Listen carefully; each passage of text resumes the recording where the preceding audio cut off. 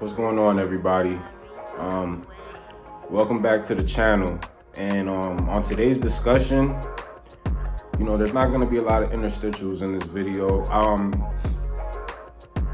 I was struggling to decide if I even wanted to talk about this on this channel because of how serious the subject matter was. And not that, out of fear of being insensitive, but, our channel is supposed to be, fun. And this isn't really fun, but I thought that I might be obligated to speak out about it if I do make videos and put them on the internet about entertainment, and especially the time period I grew up in and what this doc is about. And I'm talking about Quiet on Set, the dark side of kids TV. It is very disturbing. For some people, it might have ruined their childhood. For me, it didn't ruin my childhood because me as an adult, I look at it from a lens as like, I have an understanding that there are some bad people in this world, or people who have bad intentions, and that's on every level. No matter where, work, on the street, and I'm talking about in every industry, there are bad eggs, unfortunately, and that's the reality. And I know that with all the disturbing shit that happened in this documentary, the perception could be that this was taking place all over the network and on every other set, and it was just rampant across all sets. And I know that's not the case, you know what I'm saying? Especially when we have, a lot of former stars with their own podcasts who willingly talk about their experiences on their shows. And if their experiences were negative, I don't think they would want to be dredging up any old trauma from being on set. So with that being said, first I gotta say, look, the Nets Declassified cast, that TikTok they put out, I understand people were upset. They came out, they spoke about it, giving their apology, and I don't think people should be too hard on them. I just think it was horrible timing, you feel me? Especially because they didn't even watch the doc prior to, putting out the TikTok. So, you know what I'm saying? Keep doing y'all thing, bro. Like, I ain't too mad at y'all, you feel me? And they're one of the shining examples that they had a good set. And I did see them say that it could be an anomaly, but I don't think that's the case. I think, you just have good environments and bad environments. And to be honest, two people could be on the same set and have a totally different experience from one another. One person could be going through hell while the other person could be having the most fun of their life. You just don't know who's doing what exactly on the set.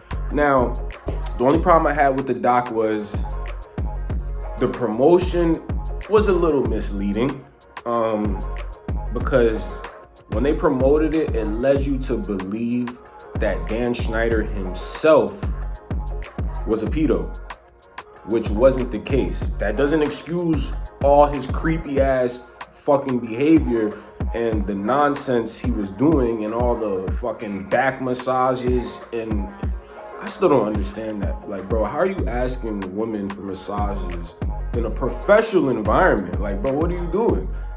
Anyways, so, doesn't excuse his behavior, but he definitely was a horrible boss and a toxic human being. But he doesn't have any actual, evidence of sexual contact with minors or even people on set, besides the massaging, which within itself is probably a form of sexual harassment since you are the boss. I just couldn't believe, he was getting away with a lot of shit.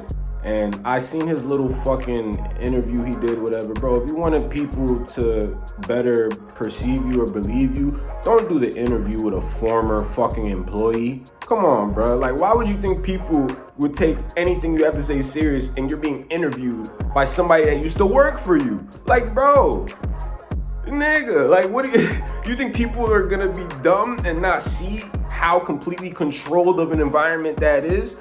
You turned down ID Discovery, because I'm pretty sure they reached out to you for that doc. You said no, but then you went right around on the internet and fucking did your own interview.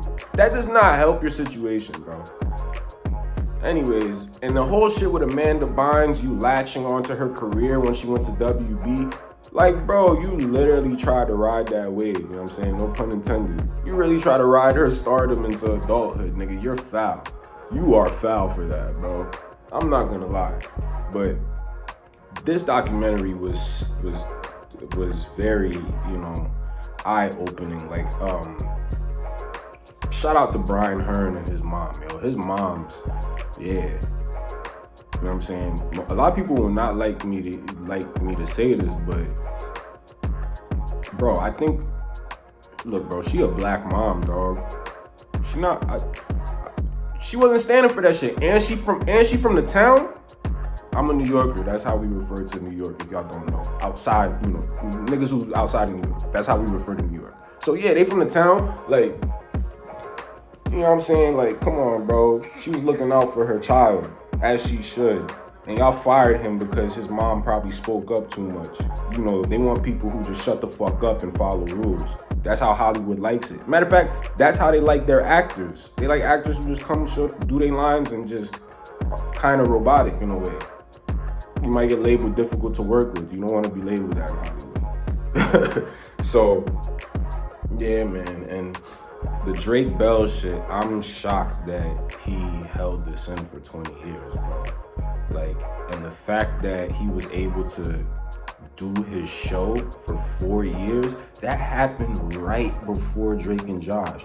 Brian Peck assaulted this kid. He was 15, dog. Like, you literally worked your way into his life and manipulated the situation. Like, tried to turn him against his father. And I feel so bad for his father because his father spotted it out and tried to circumvent it. But him being a good parent, he thought that, you know, with the Hollywood shit, he didn't want to get too much in the way, as most parents probably do feel. They don't want to impede on their kid's career. And I know he feels guilty over that. And I feel bad for him as a dad. I couldn't imagine, bro. But this guy held this in for 20 years, bro. I can't believe it. And then also, I do want to address the Brian Peck supporter situation in court. Now, realistically, I'm pretty sure a lot of those people who supported him, I'm pretty sure they weren't given, you know, the intimate details of what really happened at that time, because Drake was a minor. And also, you have to take into account that people do naturally want to believe their friends. Like, if I've known somebody for 10 years and I hear you did something I couldn't imagine you doing, that's just what it is. I can't imagine you doing it because of our relationship. So you are going to have a little bit of a bias. Like, maybe my guy's telling the truth because that's your people. So I'm not saying it excuses it, but at that moment in time, I'm pretty sure they didn't know the details of what really happened. He probably gave them his story or his version of the story, and some people went along with it, because I seen it mentioned on Pod Meets World, and that's the podcast that's hosted by Ryder Strong, Daniel Fishel, and Will Friedle. The Boy Meets World rewatch, and they addressed it because Will Friedle and Ryder Strong were two of the people that were in the courtroom supporting him.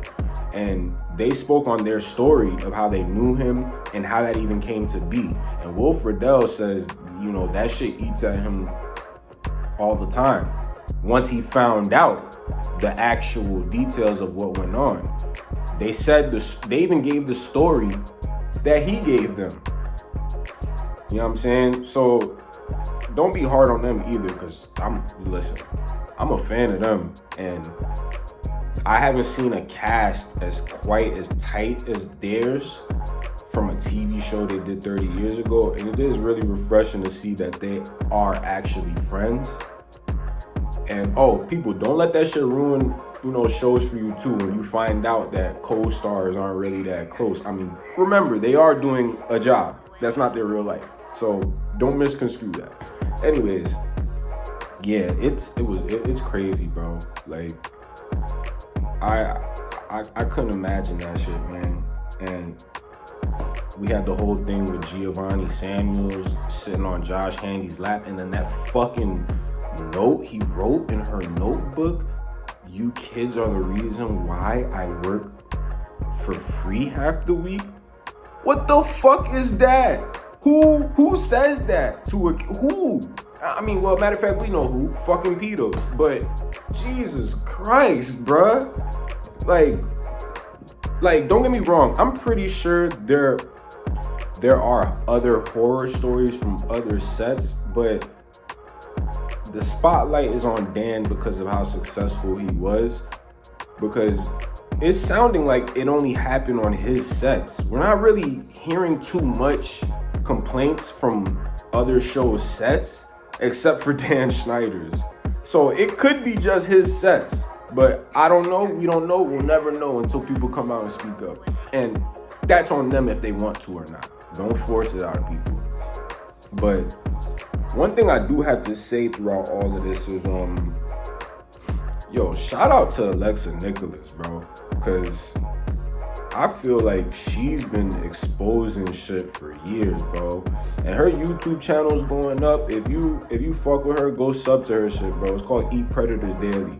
And I'm not gonna lie, there's a few stories that I have heard on there about a few celebrities that she's come across that I don't know, it doesn't sound too good. You know what I'm saying? And I don't think she's lying. You feel me? To put herself on the internet like that, knowing how powerful those people can be, especially at this point in time. Yeah, I don't think she's lying, bro. You feel me? That's just me. And I respect her for what she's doing, what she got going on. And I ain't gonna hold you, bro. It seems like she don't never get no sleep because, I don't know, she be dropping videos like left and right. Like, every other day, I see her shit on my algorithm. I'm still trying to figure out how the algorithm works because shit just pops up on my homepage and it'd be like, how do you guys figure that I'd be into this? Very random.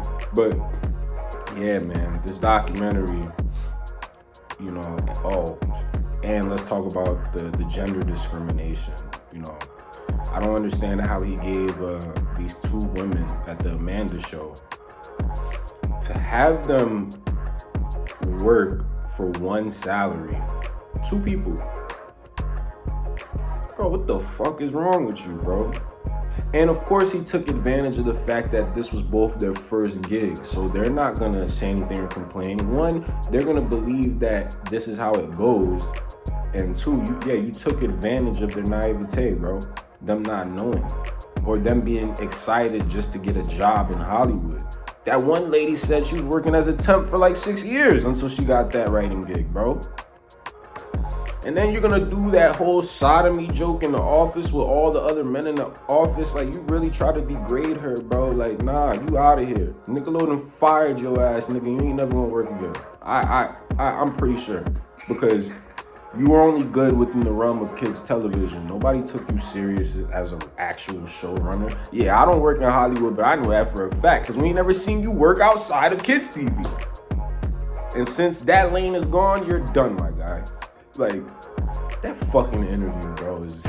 I can't believe that. I even watch iCarly like that, and I know who that guy is. The guy, Tebow. I don't know his real name, but I know that was his name in the show. My little cousin, little family members love iCarly. But, yeah, there was just a lot to unpack, and I feel sorry for everybody who had to deal with it. Like the little girl and Josh Handy, and I forgot what that other dude's name is, black dude with glasses. I forgot what he did. But yeah, he was a pedo too.